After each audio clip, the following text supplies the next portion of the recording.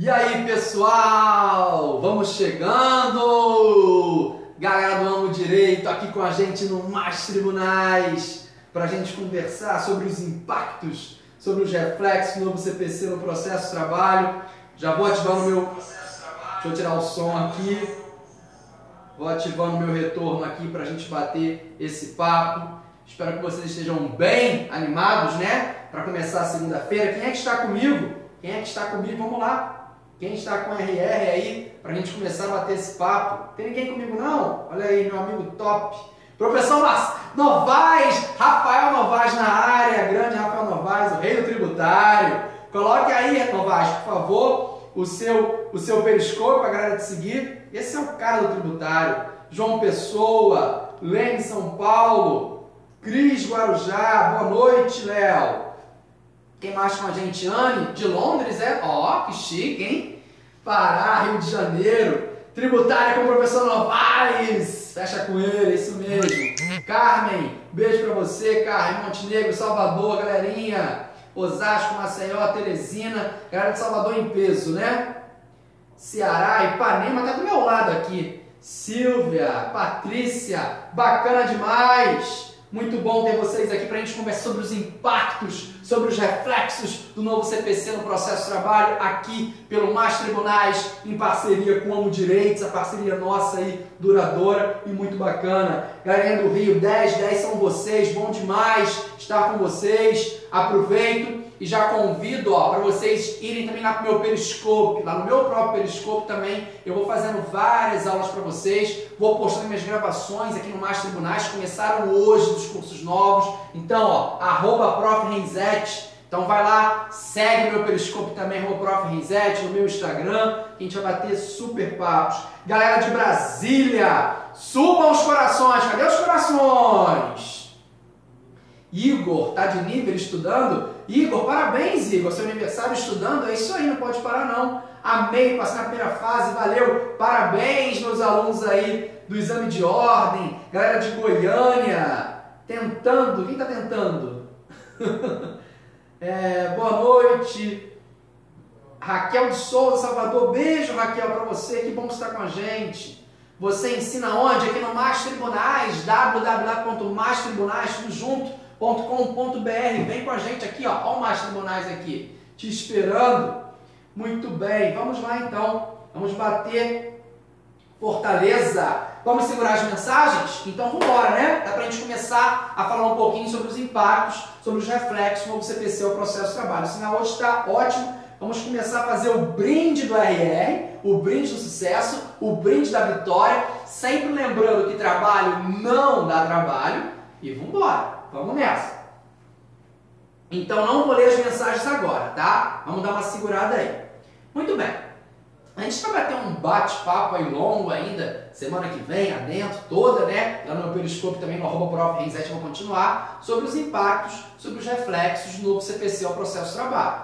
Vou dar uma seguradinha na mensagem agora, não vou ler agora não, tá, pessoal? Vou direto aqui na câmera, estou sendo filmado aqui pelo nosso amigo Júnior. Atente-se a um detalhe importante. A Instrução Normativa número 39 de 2016 do TST vem e nos fala o quê? Fala isso aqui, que o artigo 190 e o parágrafo único do novo CPC não se aplica ao processo de trabalho, dispositivo que fala sobre a negociação processual. Sem sombra de dúvida, a negociação processual, no meu entender, é a maior novidade que vem com o novo Código. Diz o artigo 190 do novo CPC, abre ele aí e acompanha comigo. Versando o processo sobre direitos que admitam autocomposição, é lícito às partes plenamente capazes estipular mudanças no procedimento para ajustá-lo às especificidades da causa e convencionar sobre os seus ônus, poderes, faculdades e deveres processuais antes ou durante o processo. O negócio processual, atente-se bem aqui, ele é sinônimo de um negócio cooperativo. É essa a ideia do novo CPC. Objetiva que as partes envolvidas no processo cooperem umas com as outras. Essa é a ideia. Em busca do destino final, que é a concessão da tutela jurisdicional. Isso aqui é básico do básico e esse é o grande objetivo.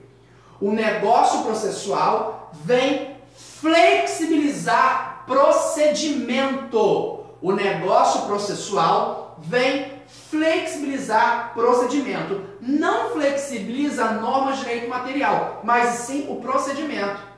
Passe, por exemplo, vamos imaginar, a dispensar um assistente técnico, postular prazo menor para recurso, tudo isso é exemplo, né?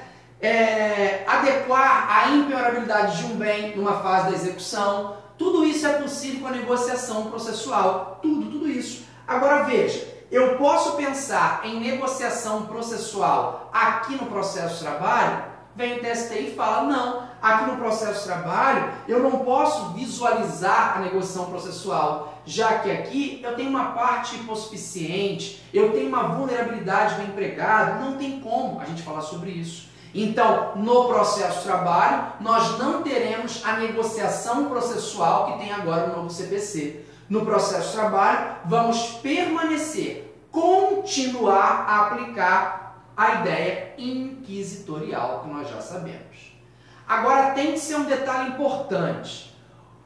O TST, na Instrução Normativa 39, não falou nada sobre o calendário processual. Olha aqui o calendário processual. O calendário processual vem no artigo 91 do CPC de 2015 e diz: de comum acordo, o juiz e as partes podem fixar calendário para a prática dos atos processuais quando for o caso. Então, já definir datas de audiência, olha que interessante, das petições, o que for. Esse é um calendáriozinho mesmo, uma agenda pronta em relação àquele processo. O TST não falou nada, mas eu acredito que o calendário processual também não seja admitido aqui no processo do trabalho, ok? A Instrução Normativa 39, que é o objeto da nossa análise, vem e diz que eu não vou aplicar o artigo 219 do novo CPC ao processo de trabalho. Olha que interessante. O artigo 219 do novo CPC passa a permitir a contagem de prazos processuais em dias úteis. E assim dispõe o artigo, é pequenininho, vale a pena ler. Na contagem de prazo em dias, estabelecido em lei ou pelo juiz, computar-se-ão somente os dias úteis. Meus amigos, esse dispositivo vem e altera toda a sistemática de prazo processual que nós conhecemos. Alterou tudo, sem sombra de dúvida.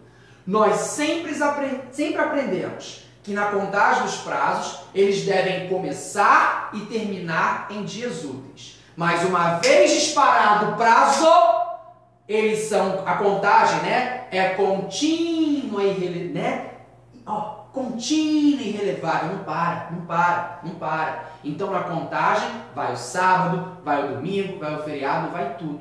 Só para iniciar e terminar é que são dias úteis. Sempre a gente aprendeu assim, essa foi a sistemática. Vem o CPC e muda completamente isso, dizendo que agora eu só vou contar prazo processual previsto em lei ou pelo juiz em dias úteis, somente em dias úteis. Claro, o objetivo evidente aqui é dar um descanso ao patrono das partes. Isso foi muito bom para o advogado. Mas vem o TST e fala, eu não vou aplicar a contagem em dias úteis para o processo de trabalho. Por quê? Porque no processo de trabalho nós temos lei própria, nós temos dispositivos próprios, regra, melhor dizendo, própria, prevista no artigo 775 da CLT. Então, eu vou continuar aplicando aquela mesma regrinha que eu já sei. Como é que é essa regrinha, professor? Eu vou excluir o dia do começo, exclui o começo e inclui o vencimento. Exclui o começo e inclui o vencimento. E os prazos são contínuos e irreleváveis. Contínuos e irreleváveis. Uma vez disparado o prazo, eu continuo perfeitamente aí com a contagem. Então, esse é um detalhe muito importante que vocês não podem esquecer. A contagem em dias úteis. Vamos lá, pessoal, compartilha, chama geral para a aula do RR. A contagem dos prazos em dias úteis vai ficar só lá no CPC. São Luís, beijo para vocês. Professor Belmonte com a gente presente. Professor Belmonte, que é da equipe do Mais Tribunais. Bom demais ver você aqui. Grande professor, Direito Constitucional e Administrativo. Deixa pra gente, professor, o seu periscópio, para o pessoal te seguir, para a gente continuar esse belo bate-papo. Vamos lá, então. Vamos continuar aqui a falar de um outro ponto muito importante. O outro ponto muito importante é em relação ao prazo para contestação. Vem esta normativa e diz que o prazo para contestação previsto no artigo 335 do novo CPC não se aplica ao processo do trabalho. Muito bem, atente-se aqui, que a sistemática do novo CPC mudou um pouquinho a história. Eu antes tinha uma eu antes entrava com a minha petição inicial, e eu era citado para apresentar a minha contestação. Isso acabou. Agora você vai ser intimado na pessoa do advogado, lá no novo CPC, não esqueça, vai ser intimado para comparecer a uma audiência. Aí dessa audiência é que você é citado para se defender. Então o prazo, vem o artigo, está aqui, ó, 335 e diz: o réu poderá oferecer contestação por petição no prazo de 15 dias. Tá, o prazo da resposta, o prazo da contestação é de 15 dias. Beleza. Contados de quê? Olha o inciso 1. Da audiência de conciliação ou de mediação. Então não é petição inicial, cita para contestar. Não. Petição inicial vai ser intimado para comparecer a uma audiência e dessa audiência é que vai contar o prazo de 15 dias para ele oferecer a contestação. Ou, se for o caso, vem inciso 2, do pedido de cancelamento da audiência de conciliação. Pode a parte, quando apresenta a petição inicial, já falar: não vou me conciliar, não quero conciliar. Nesse caso, aí sim, o réu será citado para apresentar a contestação. Olha quanta coisa, quanta novidade traz o novo CPC. Só que esse prazo para contestar no processo civil, preste atenção, o prazo para contestar no processo civil, esses 15 dias agora, ele vai ser contado dessa audiência de conciliação, salvo se houver peticionamento em sentido diverso, em sentido de não querer fazer acordo. Não precisa ser audiência que eu não vou fazer acordo. Aí é diferente. Fora isso, não. No processo de trabalho, a gente não vai aplicar essa regra. No processo de trabalho, permanece a regra do artigo 841 da CLT. O prazo para contestar no processo de trabalho, embora existam algumas divergências aí, diz o artigo 847 que a contestação, a defesa vai ser verbal no prazo de 20 minutos. Mas nada impede que o reclamado compareça à audiência levando a sua contestação. Lembra, ó, entre a notificação para a audiência, entre a notificação e a audiência, vai ter um interregno no mínimo de 5 dias. Então, fui lá no distribuidor e apresentei minha reclamação trabalhista.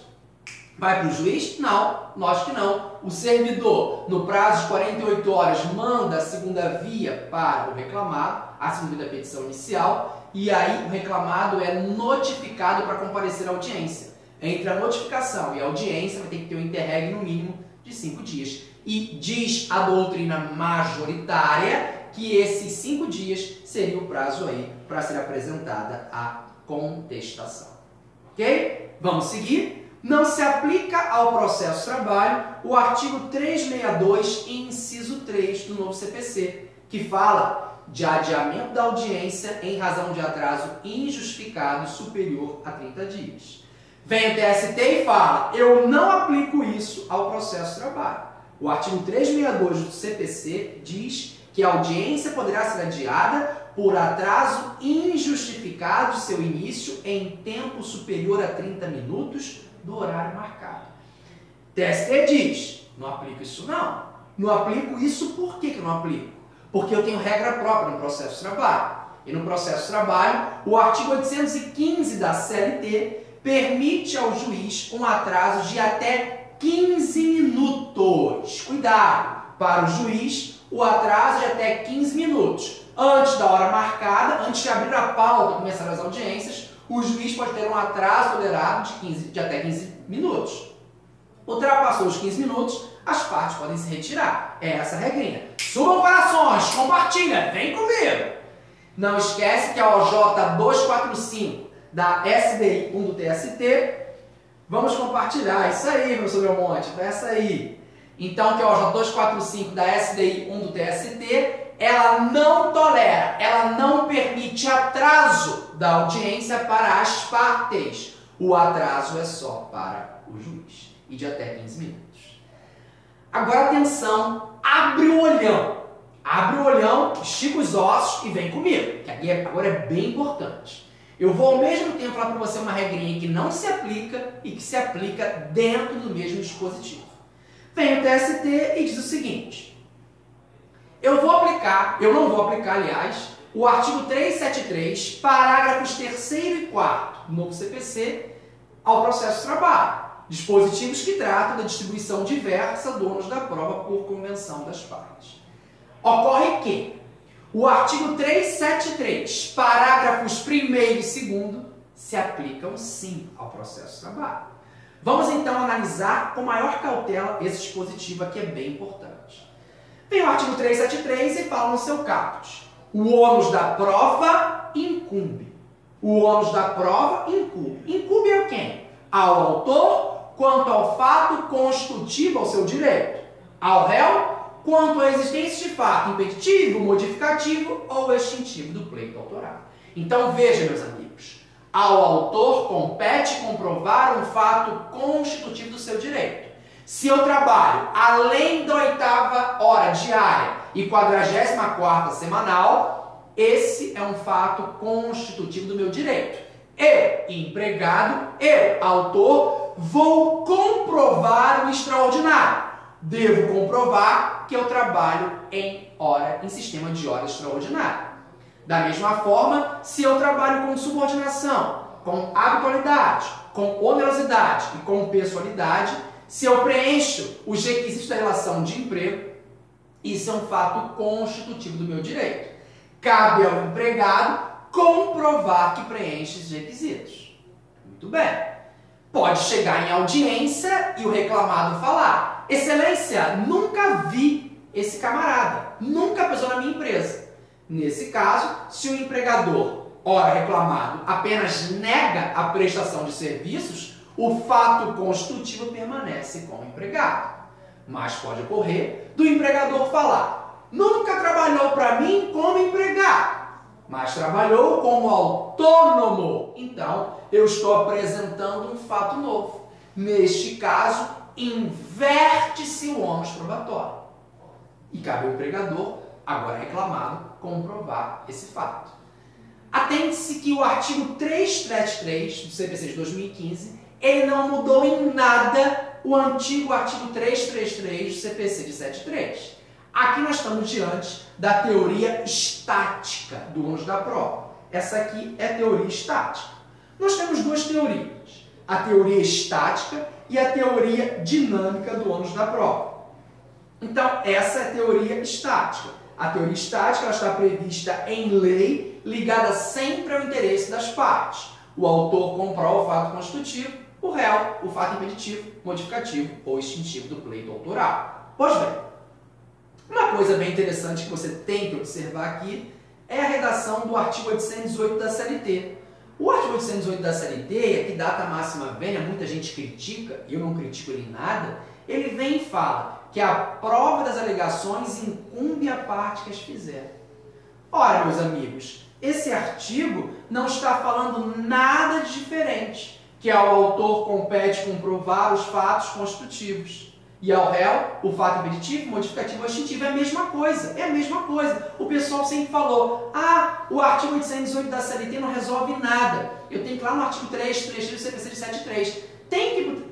Tinha, né? Porque não existe mais. Ir para o artigo 333 do CPC de 73, porque ele falava bonitinho lá. O que fala hoje o nosso artigo aqui 373. Só isso, que não mudou em nada. Agora você tem claramente aqui a ideia da teoria estática. É a mesma coisa, não mudou em nada.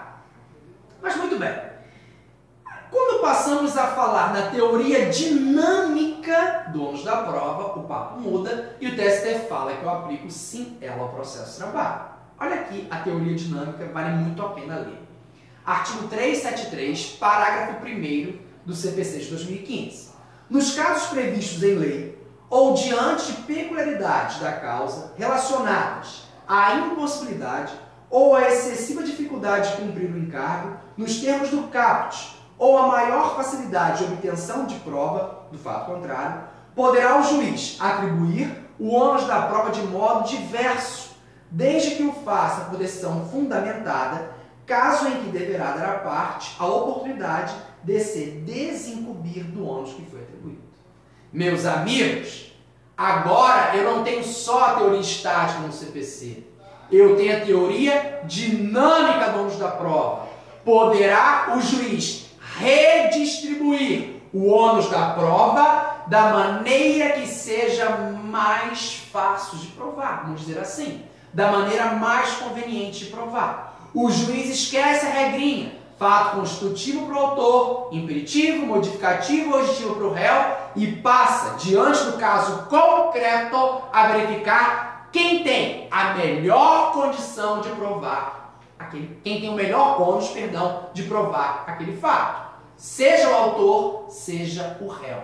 Essa é, repito, a teoria dinâmica do ônus da prova. Então esquece aquelas regrinhas e agora o juiz, no caso concreto, vai visualizar quem tem a melhor condição. Essa prova, a própria lei, ela já estabelecia a teoria dinâmica como nós temos no artigo 6º, lá do CDC, do Código de Defesa do Consumidor, aquela inversão do ônus da prova. A gente precisava usar isso aqui no Código de Processo de Trabalho. Olha, nós precisávamos usar isso no processo de trabalho, porque a gente não tinha dispositivo, mas agora nós temos. Nós temos essa teoria dinâmica prevista no artigo 373, parágrafo 1º do CPC de 2015, que o TST já falou na Instrução Normativa 39, que ela se aplica sim ao processo do trabalho.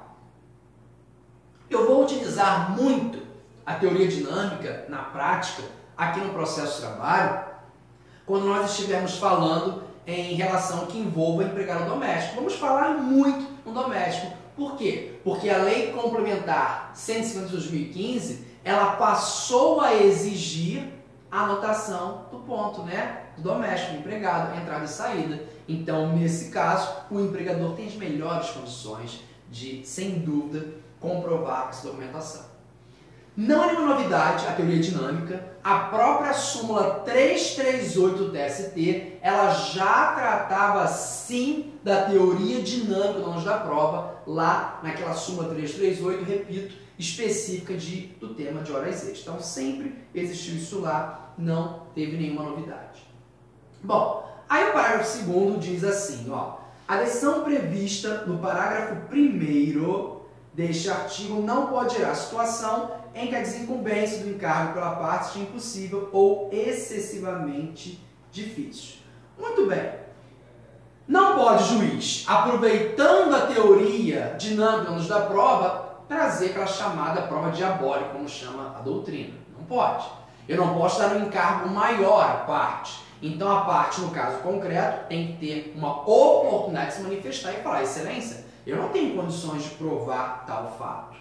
Isso é bem importante. Então não posso também, de forma a dar um ônus excessivo a uma das partes, de modo que ela não possa provar com essa inversão aí feita para o juiz. Então, recapitulando, a teoria estática é a regra, nós já sabemos, o fato constitutivo compete ao autor provar. Fato impeditivo, modificativo ou extintivo fica para o réu. Essa é a regrinha do artigo 373, regrinha que era também do artigo 333 do CPC de 2073 e também do artigo 818 da nossa CLT.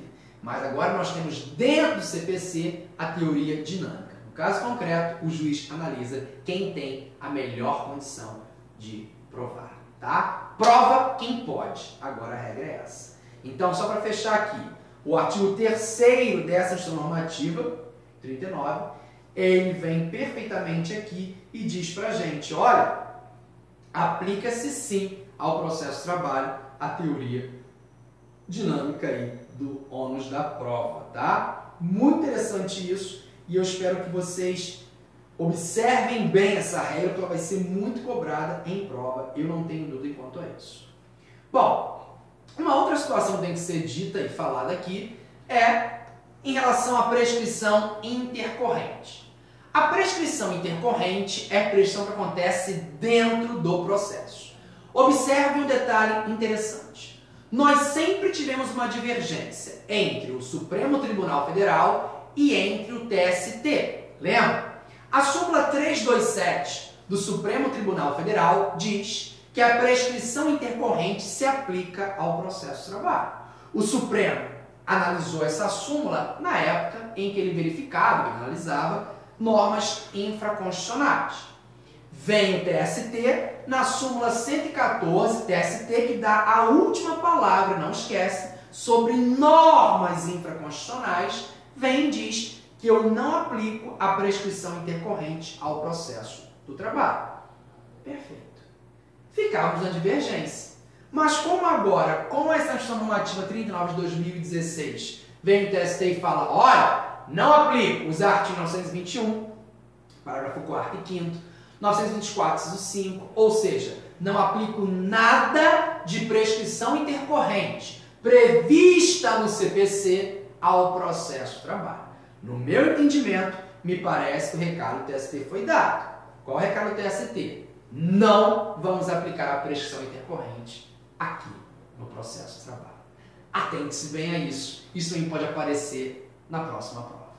Muito bem, pessoal! Com isso a gente fecha, né, nosso bate-papo aqui. Hoje, agora eu vou falar com vocês, né, sobre os reflexos do novo CPC ao processo de trabalho e eu retorno. Quem ficou comigo aí, ó, o pessoal foi embora, hein? Qual o periscope deste professor? Coloquem, por favor, para mim, @profrenzete. Esse é o periscope do professor, @profrenzete. Vou estar esperando vocês aí no meu periscope para a gente seguir. Ah, já está aí, está na mão, ó. Para a gente continuar o nosso bate-papo. Publicação do artigo de sentença, decisão de controvérsias, dúvidas. Não entendi a pergunta da Andressa. Andressa, manda sua pergunta para mim lá pelo meu Instagram ou pela fanpage, tá? Equipe @Direito Ensinado com a gente, um presente, bacana, bacana. Bom demais estar com vocês. Foi legal aqui pelo Master Tribunais, com o Homem Direito, a gente sempre... Obrigado, aula maravilhosa. É rapidinho, é um bate-papo, né? Eu quero aos pouquinhos que vocês percebam as mudanças do novo CPC ao processo de trabalho. A gente vai voltar. Professor Tudão, olha o Tudão aí na área. Grande companheiro. Esse é o cara, grande Tudão. Então, qual livro você indica? O processo de trabalho no momento não indico livro nenhum. Nós estamos tendo muitas modificações. Neste momento não indico nenhum livro não, porque é difícil encontrar agora já um livro atualizado. Espera mais um pouquinho, tá? O meu vai sair aí. Que bom que vocês amaram, foi show. Segunda fase, estamos juntos. Isso aí, Priscila, estamos juntos sim para o seu sucesso no exame de ordem. Vou ficando por aqui, mais uma vez falando, meu periscope, @profrenzete. Lá eu vou continuar com algumas dicas, volto e eu apareço com vocês. Me segue no meu periscope e também no Instagram, no @profrenzete. Ok?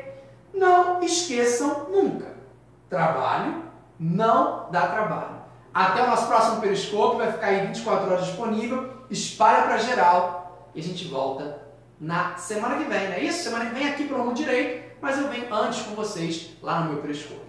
Beijos e abraços, fui, tchau!